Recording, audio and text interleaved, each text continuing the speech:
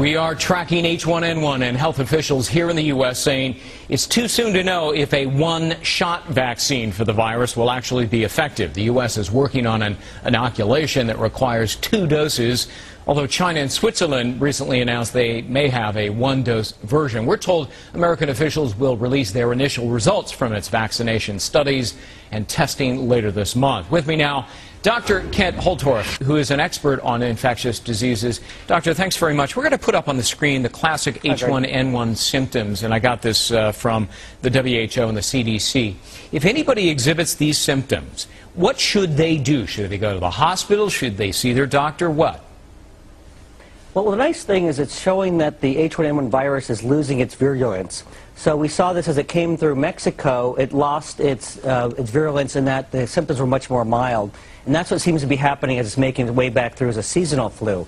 So basically, the recommendation is the same as the seasonal flu. If you have continual fever for more than 3 hours, call your physician.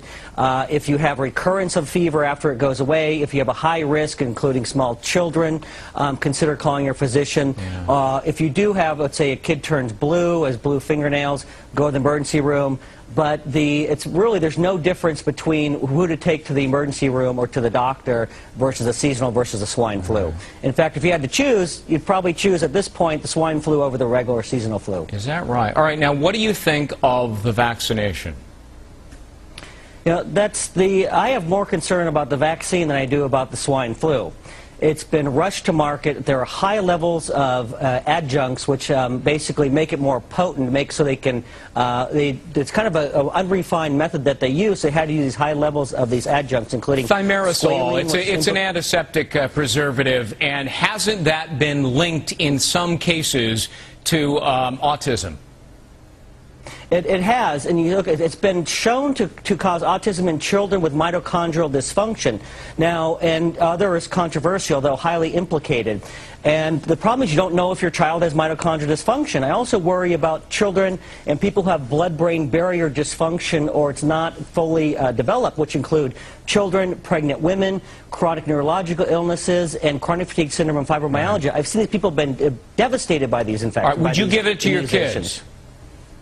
I definitely would not. You would not, all right? And in fairness, I've talked to 3 doctors in 3 days now, and all 3 have said absolutely they would give it to their kids. They intend to give it to their kids. They're going to take it themselves, but you say no.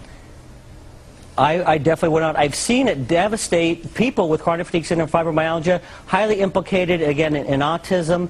I think you're rolling the dice. It's a proven neurotoxin. It has 25,000 times the level of mercury than would be considered toxic if it was a food or water. Right. And levels get up, serum levels up to 100 times the toxic level. It's too big of a risk. All right.